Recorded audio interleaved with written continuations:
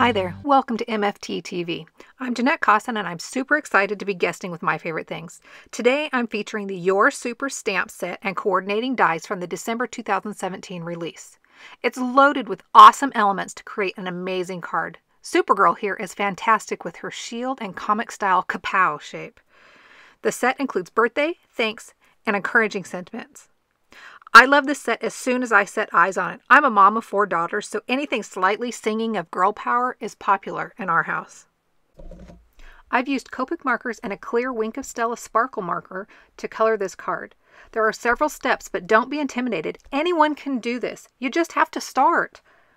I've stamped Supergirl in MFT's Black Licorice Hybrid ink, which is Copic friendly, on Nina Solar White 110-pound cardstock. I've used E00, E31, E33, and E35, and a touch of R11 for the skin. I usually color lightest to darkest, back to lightest, and then go in to deepen the shadows once again. I've sped this up quite a bit so I don't have to bore you to death with my slow coloring. When you are tackling this at home, be patient and take your time. The costume is colored in RV10, RV21, RV23, RV43, and 0, the colorless blender. When I go in with my lightest shade, I use it to kind of map out where my darker shades will be. Then as I go in with each darker shade, I use them conservatively. As I head back down through the lights, I use the colors more liberally and then go in once again to darken up the deepest shadows. The paper is generally good and saturated by this point, which creates a smooth blend.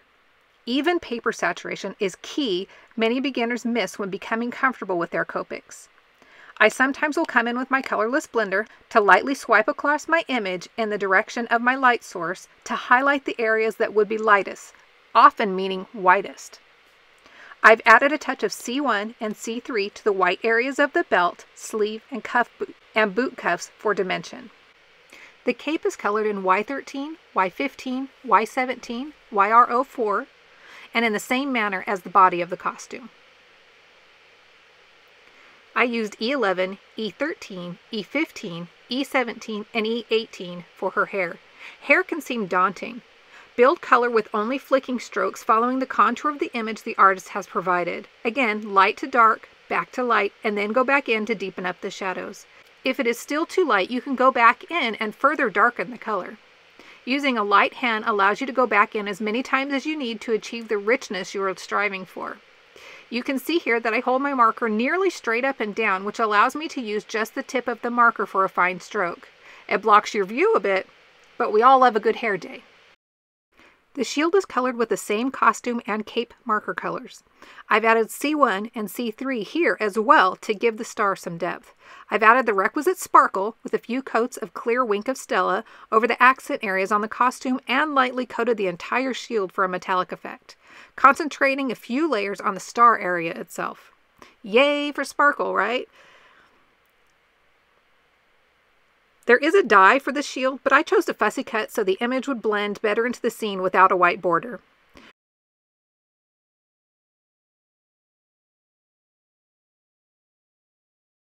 Run a black Copic marker around the outer edge for a finished look.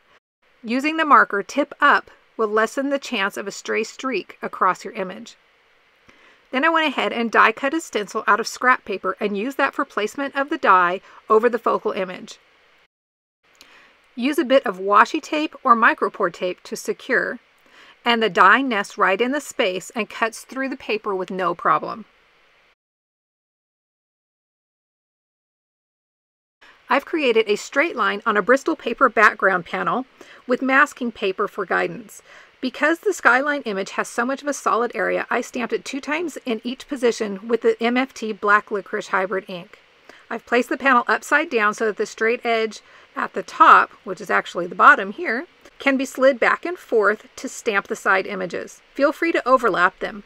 I will mention that when you are stamping off the edge of a card, you either need to have scratch paper to catch that extra ink, or be sure to clean the ink from the black foam mat so that you don't end up with an unwanted and unappreciated smudge.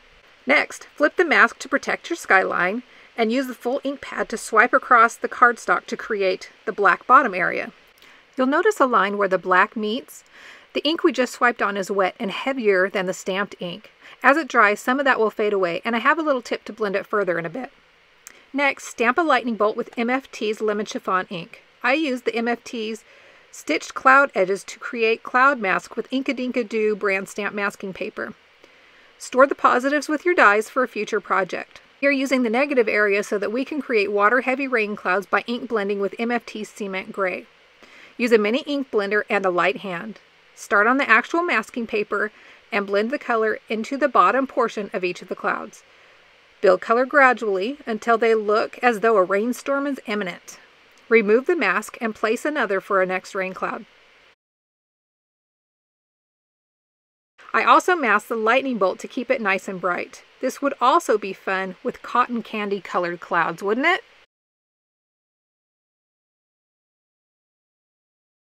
Adding a touch of blending over the building creates that stormy look behind them, and blending the gray over where the black ink lines meet up help further to dissolve that distinct line. On to the slider portion. Use your focal image to help place where the slider and sentiment will be. Secure the die from the My Favorite Things Surf and Turf slider elements and die cut the slider area. Align over an A2 folded card base. Add a touch of liquid glue and adhere the die cut in the slot. I like to use liquid glue for a bit of wiggle room. Set the base portion aside to dry and align the sentiment, again along with the focal image for great placement. Be sure to use anti-static powder, especially over our inked background, to prevent embossing powder from showing up where we don't want it. Ink up with Versamark, a clear sticky ink, stamping only lightly. Pressing sentiments or any fine line images too firmly can create blurred and uneven lines. Cover with embossing powder, tap off excess, and then use a heat tool to melt the embossing powder. Included in the Surf and Turf slider elements are small circle dies. Use those to create 4 disc die cuts. Adhere an oval slider element from MFT's replenishment line to a disc and repeat, creating 2.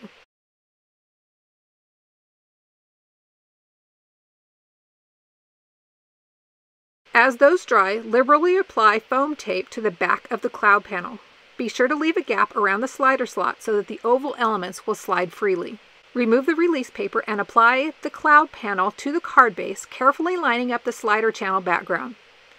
I kept the right side lifted to help getting the sliders in place, but it doesn't actually seem necessary. Then adhere the top disc to each slider element.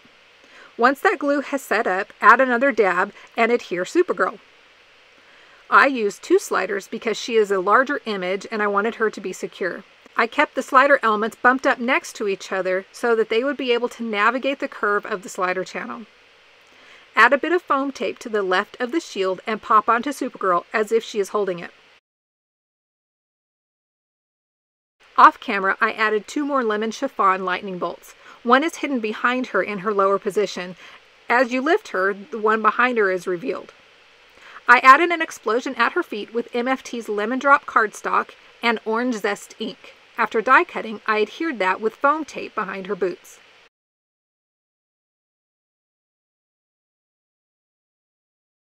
I then added a few sequins with Ranger Multimatte Medium.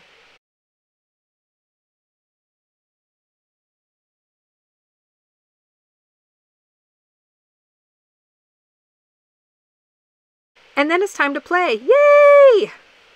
She is super fun to slide up and down, and the cool thing about how I've placed her is that the card can stand with her adjusted to the top. Using the 2 sliders allowed just enough grip to keep her there at the top of the card, and the card can be mailed by sliding her into the middle position.